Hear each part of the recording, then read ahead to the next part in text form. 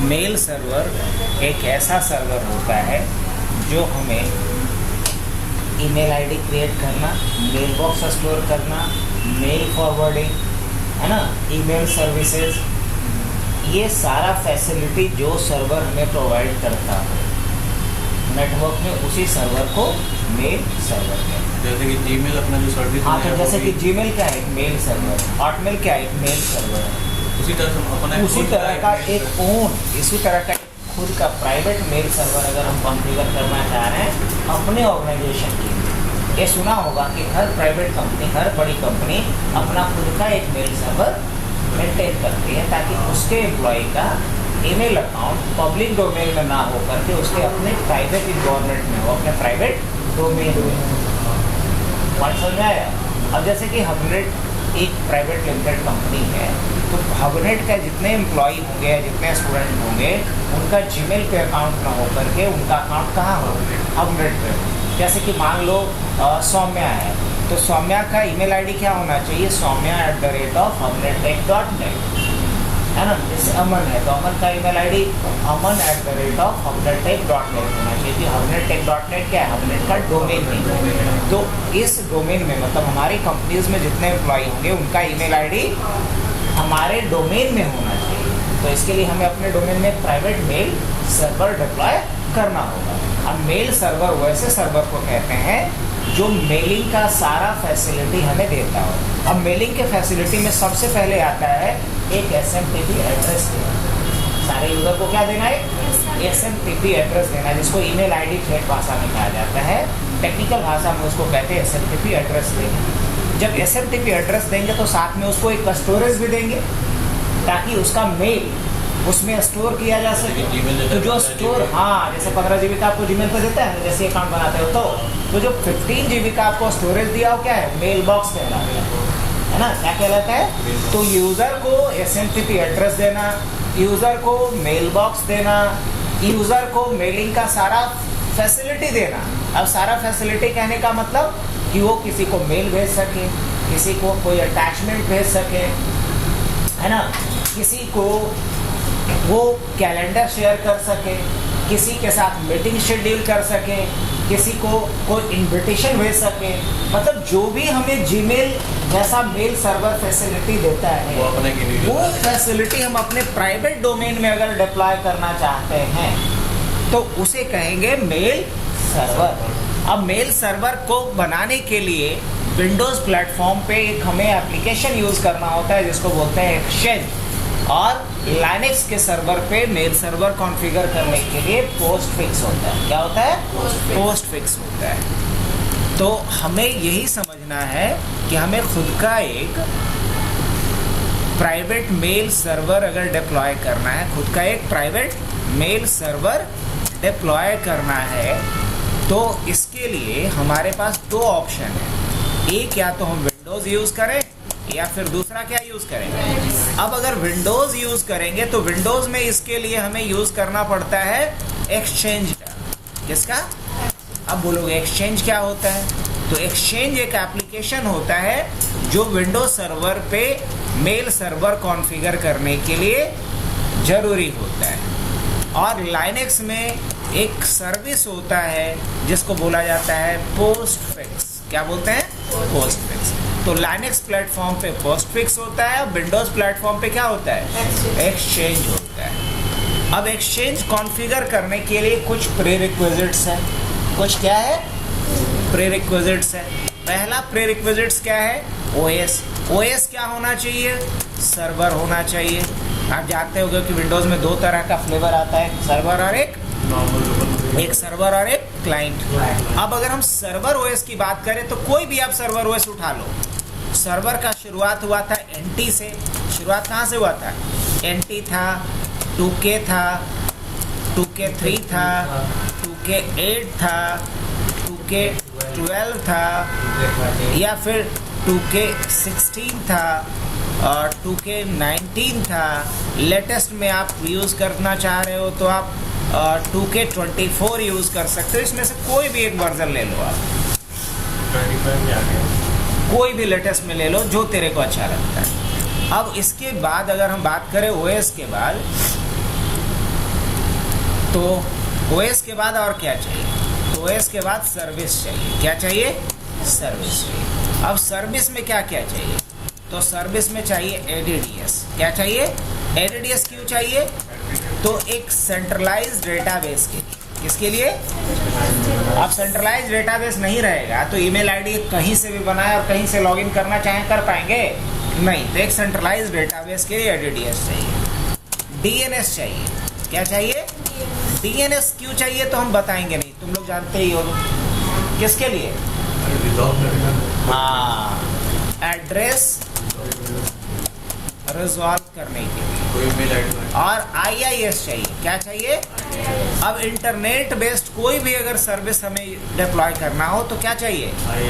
IIS का full form information service, internet information service for web based services.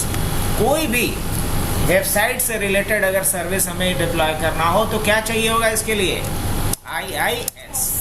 अब उसके बाद क्या चाहिए? कुछ फीचर चाहिए। क्या चाहिए? सर्विस के बाद फीचर चाहिए। फीचर में चाहिए .NET। फीचर में क्या चाहिए? और फीचर में क्या चाहिए? MMC 3.0 जो ऑलरेडी रहता है। और क्या चाहिए? Windows PowerShell. अब विंडोज पावर सेल इसलिए चाहिए ताकि हम एक्सचेंज में मैनेजमेंट कमांड लाइन से भी कर सकें। एक्सचेंज में मैनेजमेंट किससे कर सकें?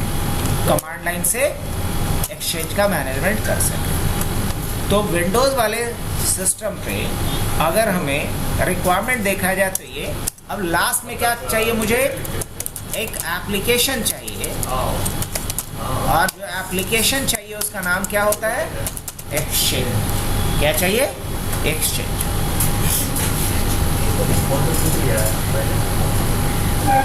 तो शुरू करें। एक बार ब्रेक भी कर दिए कि क्या होता है, क्या क्या रिक्वायरमेंट है। अब देखो ओएस तो मेरे पास हमने डाल दिया है जी। जब ओएस डाल दिया है, इसको फुल स्क्रीन में ले लो। तो सबसे पहला काम करना है होस्ट नेम बदलने वाला। होस्ट नेम बदलने के लिए sysdm.cpl, यहाँ इसका नाम कुछ लंबा चौड़ा है, इसका नाम बदल करके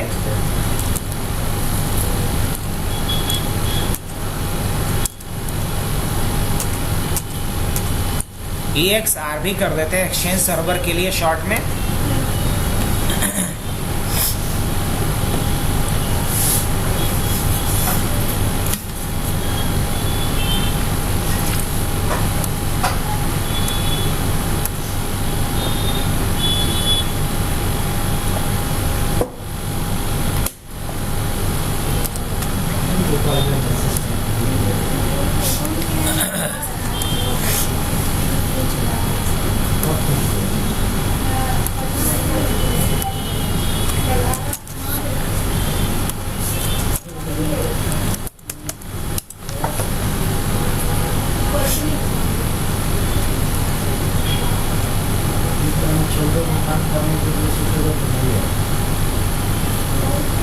अब देखो इसका नाम तो बदल दिया मैंने।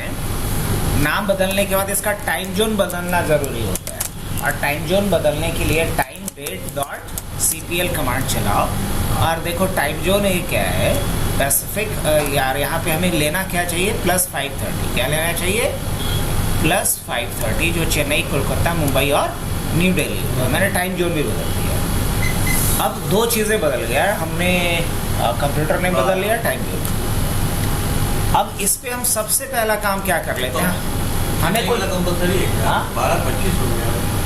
हाँ तो होने दो ना, क्या दिक्कत? मतलब नहीं समझेगा वो वही टाइम इंटरनेट से जो टाइम रहता है। हाँ तो सही तो है। अब जैसे ही इसको एक बार रीस्टार्ट करेंगे ना तो समय अपने आप ऐसे कर यहाँ से नेक्स्ट कर लेंगे। और इस बार हमें सबसे पहले फीचर इंस्टॉल कर लेते हैं। क्या इंस्टॉल कर लेते हैं? फीचर्स। और फीचर में क्या इंस्टॉल करना है याद कर लो। .NET करना था मेरे को। क्या करना था? .NEट के अलावा हमें क्या करना था? Windows PowerShell. देखना कहीं दिखेगा तो हमको ही बताना।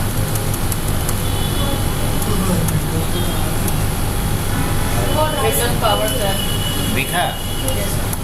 अब विंडोज पावर सेल इंस्टॉल तो है लेकिन कम्प्लीटली इंस्टॉल नहीं, तो हम इसको क्या कर देते हैं, कम्प्लीटली इंस्टॉल कर लेते हैं। नेक्स्ट, अब ये बोलेगा कि जब ये इंस्टॉल कर रहे हो तो साथ में क्या करो, IIS के सारे सर्विसेज, तो IIS के सारे सर्विसेज को भी क्या कर लेंगे हम लोग, हाँ, एक भी छूटना नहीं चाहिए। कल वही गलती किया था, IIS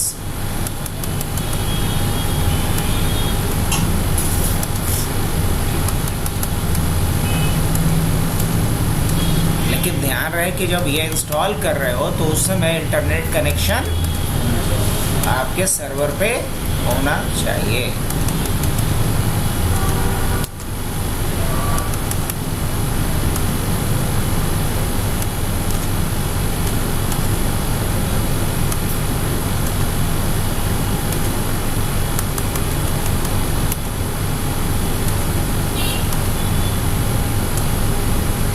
सारे ऑप्शन को हमने चेक कर दिया।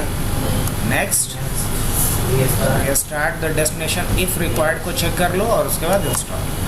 अब ये थोड़ा समय लेता है, 10-15 मिनट, अगर सब कुछ सही रहा, स्पीड सही रहा तो जब ये इंस्टॉलेशन हो जाएगा तो समझ लो कि आपने फीचर वाला जो रिक्वायरमेंट आपको बताया था ना, वो आपका कंप्लीट हो गया। क्यों फीचर वाला रिक्वायरमेंट कंप्लीट हो गया? बिकॉज फीचर में चाहिए था .NET और MMC और PowerShell, ये दोनों तो आपने ले लिया और ये अपने आप हो जाता है। और इसमें भी एक रिक्वायरमेंट आपका कंप्लीट हो गया, किसमें, IIS हो चुका है, सर्विस में भी क्या हो चुका है, IIS हो चुका है। क्या तो इसको कंप्लीट होने दिया जाए।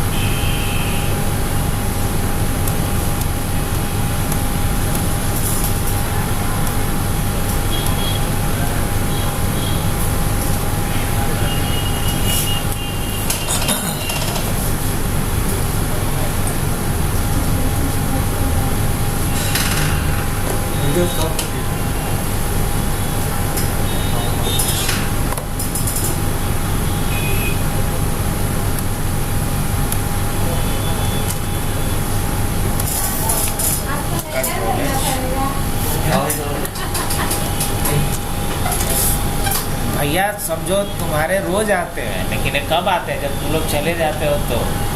कल भी आया था, परसों भी आया था। अब परसों तो पहचान भी नहीं आया, आदित्य भी नहीं पहचानता है। क्यों? पता नहीं ऐसा क्या गेटअप बना के आए थे। फॉर्मल सर अभी मतलब कम्युनिटी कर दिया, नहीं अच्छा भी लगता है, अगर आप मेंटेन कर सकते हो तो फॉर्मल से बढ़िया कुछ नहीं। यही है कि इसको मेंटेन करना पड़ता है। सर 2 दिन से तो आ रहे थे लैपटॉप की परेशानी की वजह से, कल आपसे भी बोले कि थोड़ा देख दीजिए, तो बोले तो इशारा तो किए थे कि रुकिए आते हैं। हाँ फिर काफी देर रुके भी थे, फिर आप जल्दी ऑफिस का टाइम। चलिए ये वाला हो गया इंस्टॉलेशन भी, कॉन्ग्रेचुलेशन भी आ गया अपने पास। क्लोज कर लेते हैं इसको। अब क्लोज करने के बाद अब नेक्स्ट क्या करना है अपने को, इस पे IP डालना है। इस पे नेक्स्ट क्या करना है, IP डालना।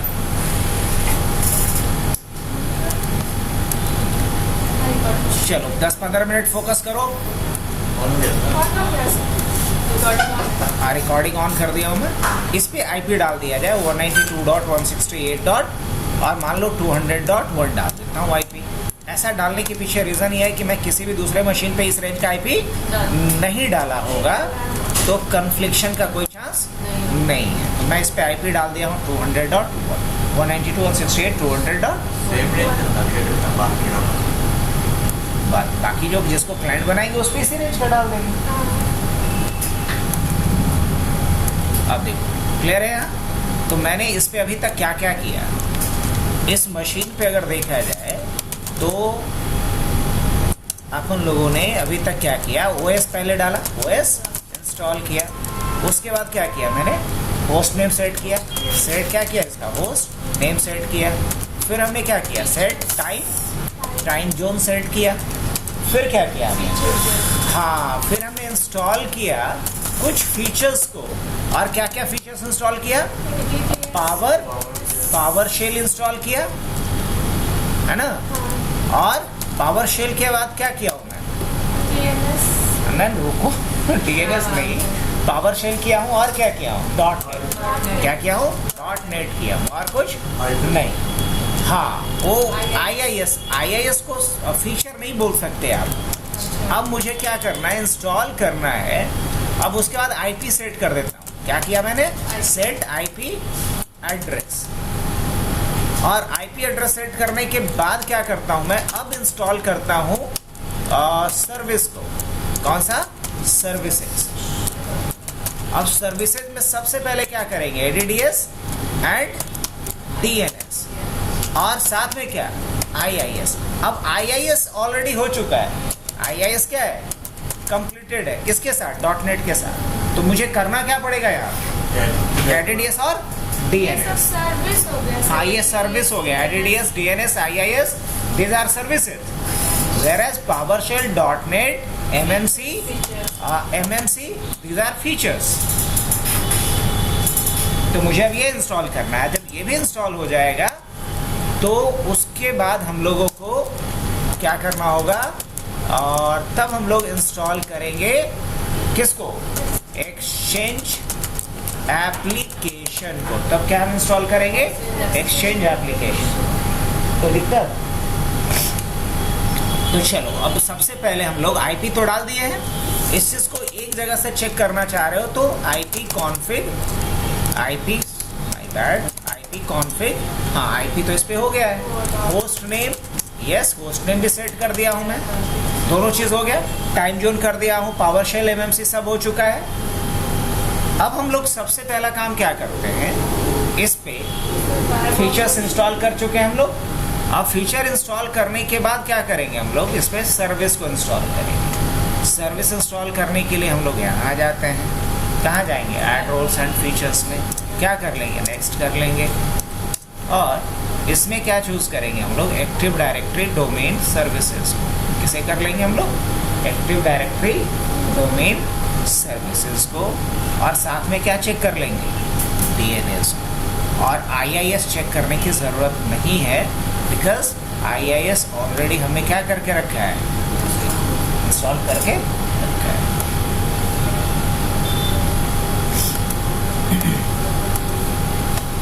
इसे चेक कर देता हूँ, और चेक करने के बाद फिर क्या कर लेते हैं, इंस्टॉल पे क्लिक कर।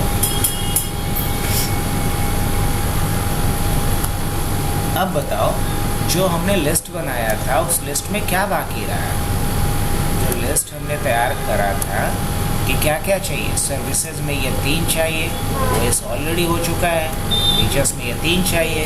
अब लास्ट फेज में हम लोग पहुंच गए हैं, लास्ट फेज क्या है, और जैसे ही ये हो जाएगा तो समझो कि हमारा मेल सर्वर तैयार हो गया है ना।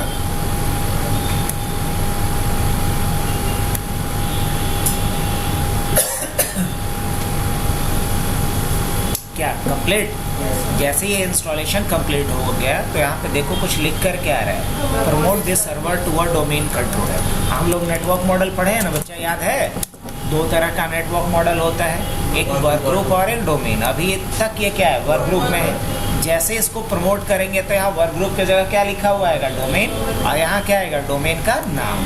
तो हम इसको क्या करने वाले हैं, promote this server to a domain controller, इस पर क्लिक करेंगे, और यहाँ क्या चूज़ करेंगे, ऐड अ न्यू फॉरेस्ट, और यहाँ हमने डोमेन का नाम डाल दिया।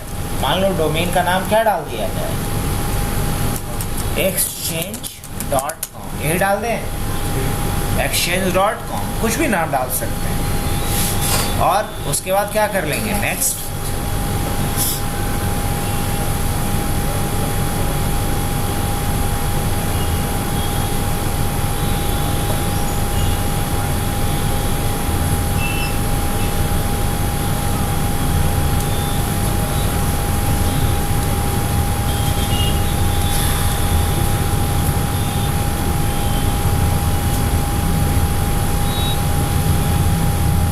उसके बाद यहाँ से हम लोग एक रिस्टोर मोड पासवर्ड डालना पड़ता है और रिस्टोर मोड पासवर्ड यहाँ अप्लाई कर लेंगे।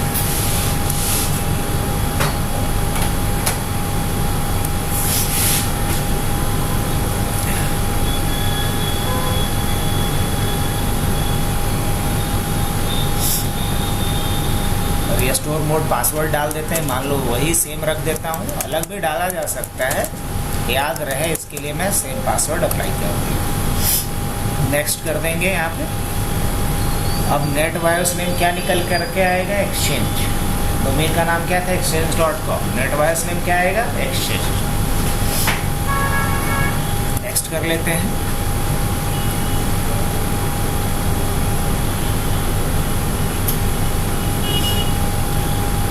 जैसे इसको डोमेन कंट्रोलर बनाएंगे तो दो डायरेक्टरी क्रिएट करेगा, एक एंटिटीज के नाम से, एक सिस्कॉल के नाम से। एक जगह पे डेटाबेस फाइल रहता है, एक जगह पे लॉग फाइल रहता है। अब इसमें नेक्स्ट कर लेंगे।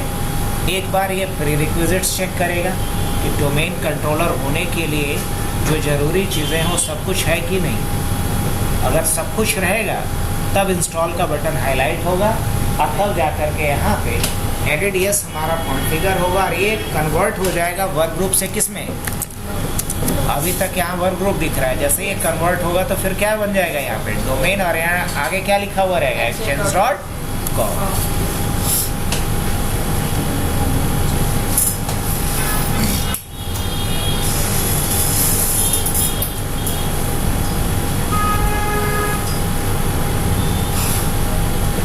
चलिए, बधाई हो। यहाँ पे क्या आ रहा है लिख करके? All prerequisites check passed successfully, click install to begin installation. तो हम लोग क्या कर लेते हैं? इंस्टॉल पे क्लिक करते हैं। जैसे इंस्टॉलेशन कंप्लीट होगा एक बार मशीन क्या होगा? रीस्टार्ट हो जाएगा। क्यों रीस्टार्ट हो जाएगा? क्योंकि मशीन रीस्टार्ट इसलिए होगा क्योंकि इसके स्ट्रक्चर में पूरा बदलाव आएगा, चेंजेस आएगा। और जब स्ट्रक्चर में बदलाव आएगा तभी तो ये वर्क ग्रुप से किस में चेंज होगा? डोमेन। तो जो स्ट्रक्चर में चेंजेस आएगा ये सारा कुछ इसको अपने सिस्टम रजिस्ट्री में अपडेट करना होता है। और सिस्टम रजिस्ट्री तभी अपडेट होगा जब मशीन क्या होगा? रिबूट होगा, रीस्टार्ट होगा।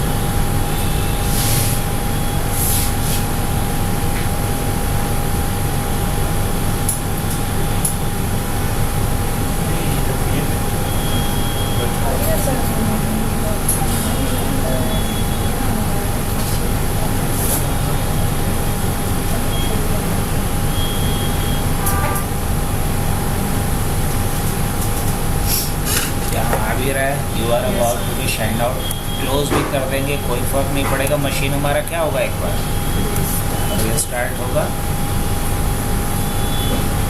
लेकिन इस बार जैसे ही मशीन रीस्टार्ट होगा तो ये वर्क ग्रुप से किस में चेंज हो चुका होगा? डोमेन में चेंज।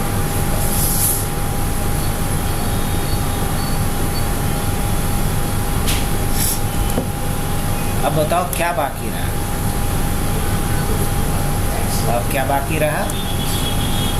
अभी तक का अगर देखा जाए जर्नी तो हमने ओएस डाला, ओएस डालने के बाद हमने फीचर्स डाले इस पे। फिर क्या किया? ओएस के बाद अगर देखा जाए तो हमें होस्ट नेम सेट करना होगा। सेट होस्ट नेम ये भी हमने कर दिया। सेट आईपी एड्रेस ये भी हमने कर दिया। सेट टाइम जोन ये भी हमने कर दिया। उसके बाद सर्विसेज किए, फीचर्स किए। अब क्या करना है मेरे को? एप्लीकेशन। और तब जा कर के हम क्या बोलेंगे? मेल सर्वर को कॉन्फ़िगर एंड यूज। तो समझ लो कि ऑलमोस्ट हम लोग कितने स्टेप्स अभी कंप्लीट कर चुके हैं? 6। अब मुझे 7th स्टेप पे आना है। 7th स्टेप्स के लिए एक्सचेंज का सेटअप फाइल चाहिए, वो भी लगभग अब इंस्टॉल होने वाला इंस्टॉल नहीं, एक्सट्रैक्ट होने वाला है। जब एक्सट्रैक्ट हो जाएगा तभी इसको हम यहाँ पहले कॉपी करके लाएंगे सर्वर मशीन पे और तब सेटअप शुरू कर सकते हैं।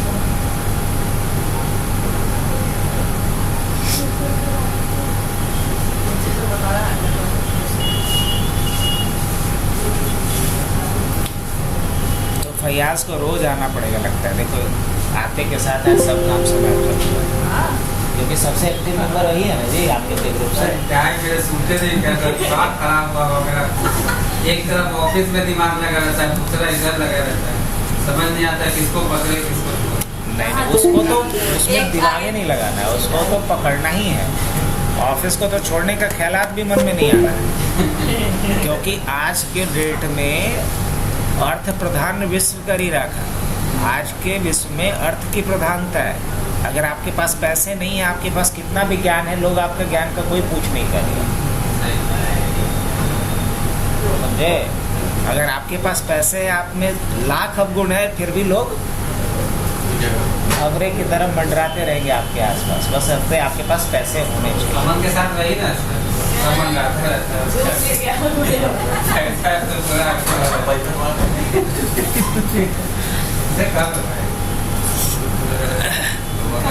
तो अमन पार्टी भी तो देता है ना आप लोग को। हाँ, कल खिलाया था।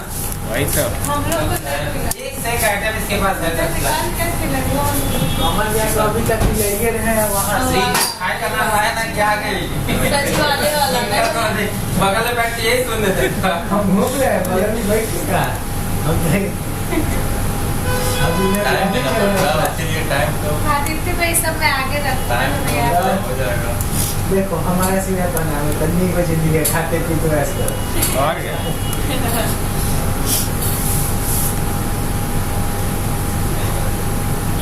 खाने पीने से कंप्रोमाइज नहीं यहाँ पे। क्या है डोमेन, और डोमेन का नाम क्या है? शेल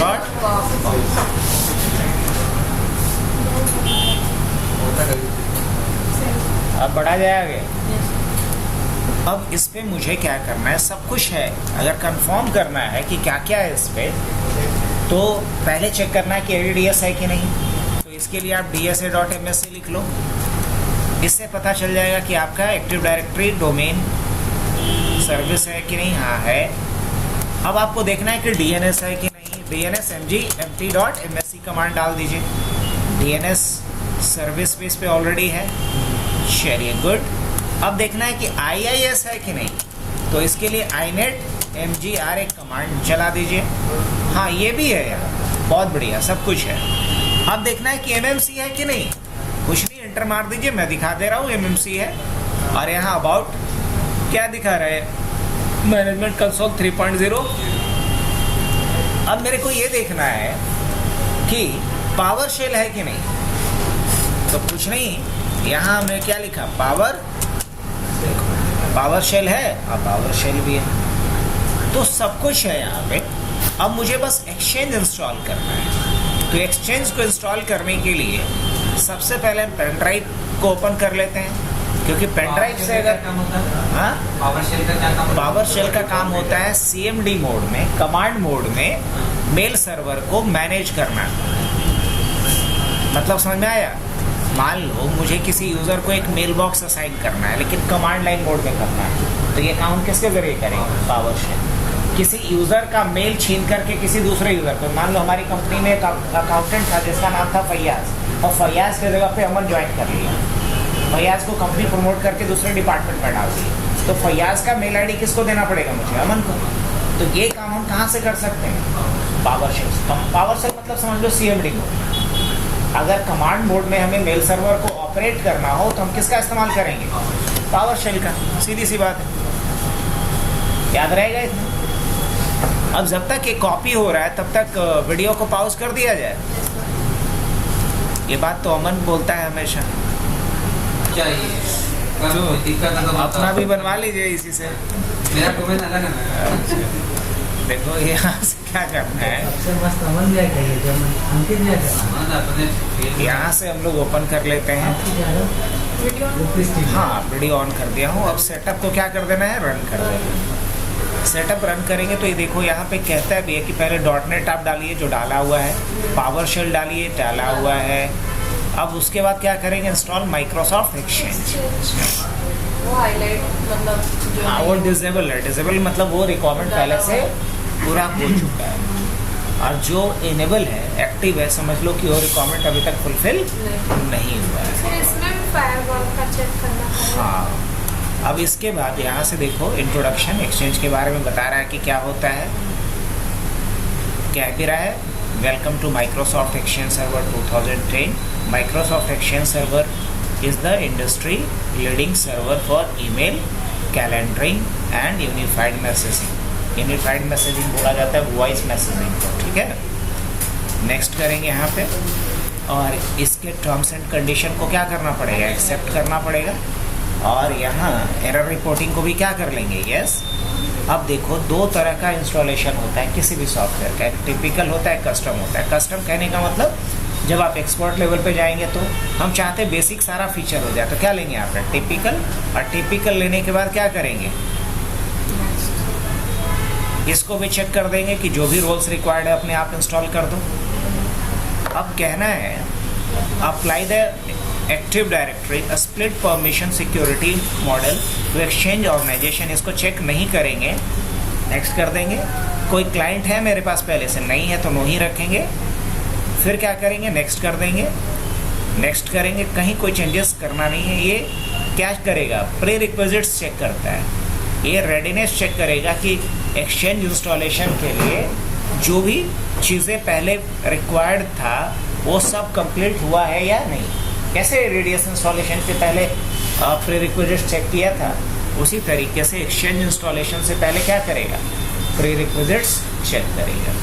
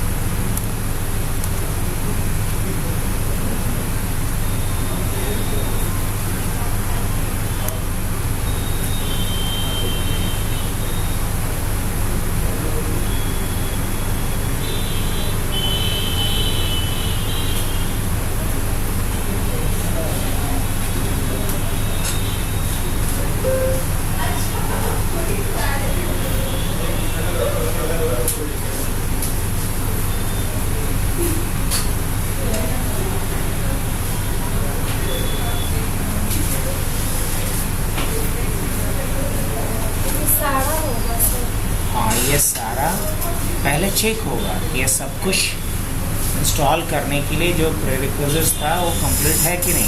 जब कंप्लीट रहेगा तो इंस्टॉल बटन हाईलाइट हो जाएगा, अगर नहीं रहेगा तो यहाँ पे एरर मार देगा। अब देखो जो कंप्लीट हो गया वहाँ कंप्लीटेड लिख कर क्या रहा है, जो अभी चेक भी नहीं हुआ है वो पेंडिंग लिख कर क्या रहा है, जिसका अभी चेकिंग चल रहा है वो स्टेटस दिखला रहा है।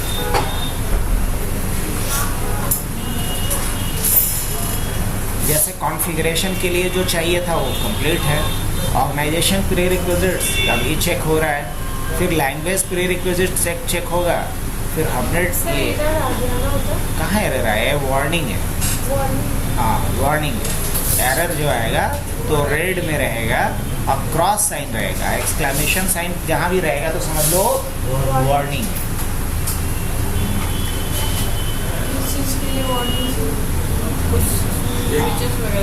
हाँ वार्निंग है मोड का, बोल रहा है कि आपको पहले अपने एडी को प्रमोट करना चाहिए, नहीं करेंगे। अब देखो अब ट्रांसपोर्ट में भी क्या है, कंप्लीट है लेकिन एक वार्निंग आया है, क्या आया है, वार्निंग आया है।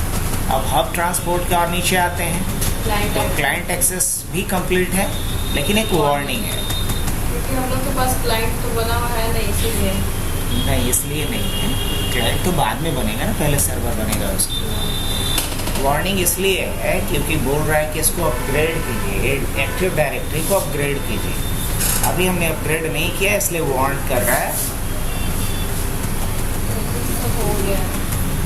और जब तक नहीं होता इंस्टॉल बटन हाईलाइट होता नहीं, तो अपने आप में एक्सचेंज का डिप्लॉयमेंट एक बहुत डिफिकल्ट डिप्लॉयमेंट माना जाता है, क्योंकि इसमें देखिए रहिए कि कितना स्टेप्स है। Yes, sir.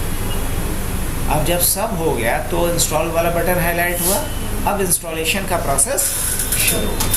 जब ये कंप्लीट हो जाएगा, करीब करीब 10-15 मिनट से ज़्यादा समय लगता है, 10-15 मिनट, मोटा मोटी 15 मिनट पकड़ के चलो, इसको कंप्लीट करने में समय लगेगा। और जब ये इंस्टॉलेशन कंप्लीट हो जाएगा, उसके बाद अब मुझे इसको टेस्ट करने का टाइम है, मतलब अब हम लोग एक्सचेंज को कैसे यूज़ करते हैं वो सीखेंगे। तब तक वीडियो को रोक दिया जाए मन।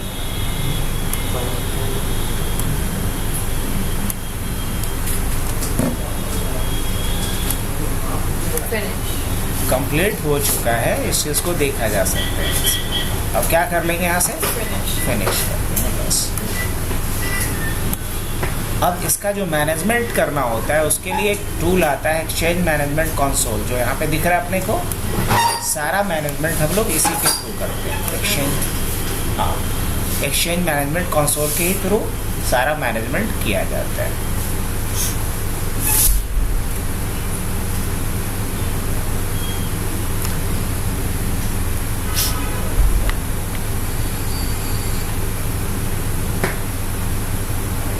इसमें सबसे पहला काम होता है यूज़र को SMTP एड्रेस देना, उनको मेल बॉक्स। इसके लिए यहाँ आओगे तो रेसिपिएंट्स कॉन्फ़िगरेशन दिखेगा, यहाँ मेल बॉक्सेस पे जब जाओगे तो यहाँ दिखाई देगा कि कितने यूज़र्स हैं जिनको अभी तक मेल बॉक्स दिया गया है। तो बाय डिफ़ॉल्ट एक यूज़र को मेल बॉक्स असाइन होगा, जो यहाँ हमने यूज़र अकाउंट बनाया है, लाइक एडमिनिस्ट्रेटर। कौन सा, एडमिनिस्ट्रेटर। आप फ्री में कितने दिन के लिए देता है, 119 दिन के लिए, काफ़ी है। बाय डिफ़ॉल्ट एक यूज़र को मेल बॉक्स मिला है जिसका नाम क्या है, एडमिनिस्ट्रेटर। अगर किसी और यूज़र को मेल बॉक्स देना होगा तो मुझे क्या करना पड़ेगा, यहाँ से राइट क्लिक करना होगा, न्यू मेल बॉक्सेस पे जाना पड़ेगा, तो एक नए यूज़र को मेल बॉक्स आप दे सकते हो। यहाँ न्यू मेल बॉक्स का डायलॉग बॉक्स आएगा, क्या आ रहा है option, user mailboxes, next कर देंगे। न्यू यूज़र पे आएगा, फिर नेक्स्ट कर देंगे, और यहाँ यूज़र का डिटेल डाल देंगे। जैसे मैंने यहाँ पे डाल दिया राखी, लास्ट नेम क्या डाल देते हैं, कुमारी, और लॉगिन नेम क्या डाल देते हैं, राखी, और पूरा नाम क्या हो जाएगा, raki@exchange.com। पासवर्ड राखी के लिए डाल देते हैं abc@123, और कंफर्म पासवर्ड क्या डाल देते हैं, abc@123। नेक्स्ट कर देता हूँ। अब उसके बाद क्या करेंगे, इसको एक डेटाबेस असाइन करेंगे, तो specify the mailbox database, और यहाँ जा कर के डेटाबेस ये है ही, बस इसको सेलेक्ट कर लेना है और नेक्स्ट कर देते हैं। उसके बाद बस नेक्स्ट करना है और न्यू पे क्लिक कर देना है। ये यहाँ देखोगे कि एक यूज़र अकाउंट भी बना देगा राखी के नाम से, और उसको मेल बॉक्स भी असाइन कर देगा। और राखी को जो SMTP एड्रेस मिला, वो मिला किस नाम से, raki@exchange.com के नाम से। अब जैसे कि मान लो एडमिनिस्ट्रेटर राखी को मेल भेजना चाहता है, तो क्या करेगा, यहाँ से ओपन कर लेगा, और इस पे आने के बाद सबसे पहले तो लिखेगा https:// और सर्वर का IP, सर्वर का IP क्या है जी, 200, और उसके बाद स्लैश या तो एक्सचेंज लिखेगा, या तो एक्सचेंज या तो ओवा, या तो एक्सचेंज या तो ओवा। जैसे ही स्लैश एक्सचेंज लिखा, यहाँ आएगा लॉगिन के लिए, क्या आ रहा है यहाँ पे, सर्वर एरर आ रहा है ना, कंटिन्यू विथ सर्वर,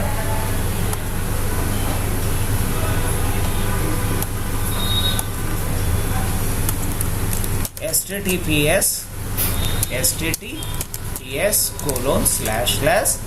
और सर्वर का IP क्या है, 192.168.200.1/OVA, या तो OVA या तो क्या लिखना था, एक्सचेंज।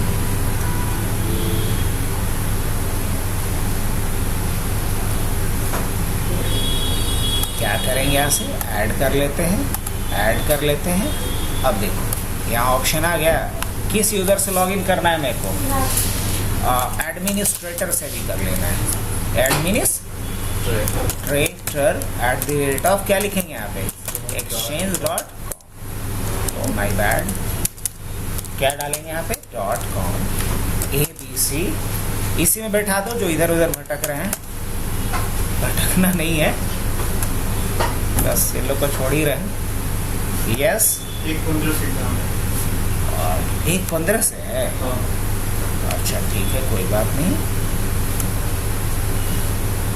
खाली ठीक है, तो तू आधा काम तो कर ही, यहाँ से ओके कर लेंगे, लॉग इन कर जाते हैं एक बार।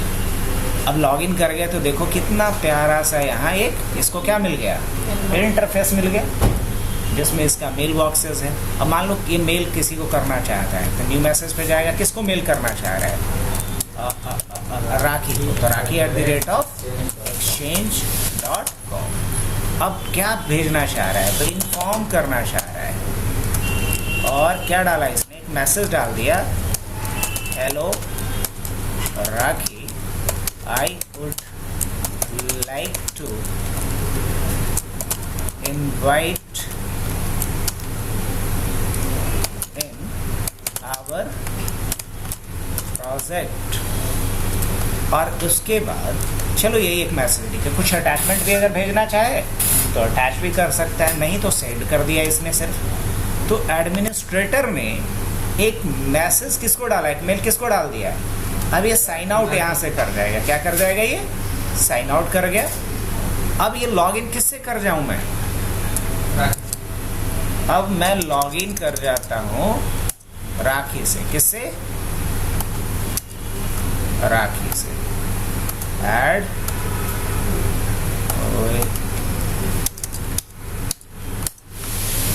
और क्या डालेंगे यहाँ इस बार, राखी @exchange.com, ABC@123।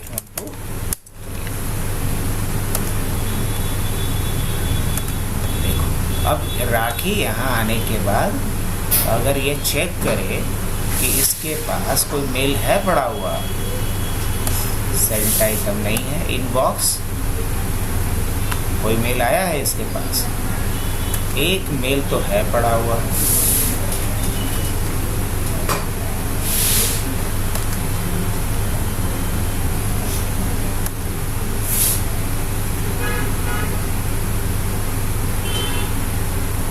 एक बार रिफ्रेश करके देख लेगा, देयर इज नो आइटम, अभी तक कोई मेल नहीं पड़ा हुआ। अच्छा हाँ, टाइम टेकन होगा आने में। अच्छा यहीं से भेज देते हैं ना, एडमिनिस्ट्रेटर @ क्या था, .com ही था ना, और यहाँ पे इन्फॉर्म,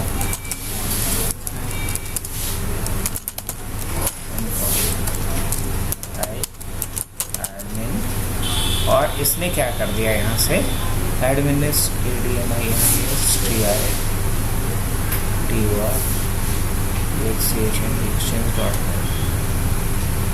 क्या कह रहा है ये, करना है, बोलेंगे हाँ। अब ये कहाँ गया, अभी ड्राफ्ट में है इसके, नहीं, सेंट आइटम में है, हाँ सेंट आइटम में है।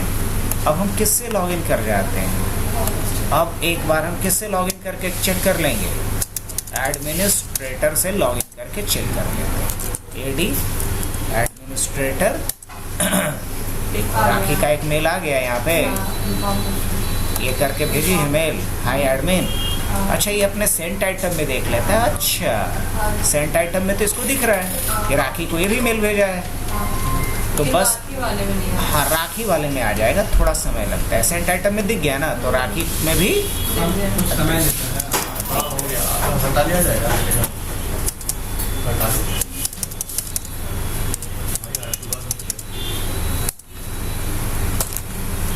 राखी हाँ साइन इन,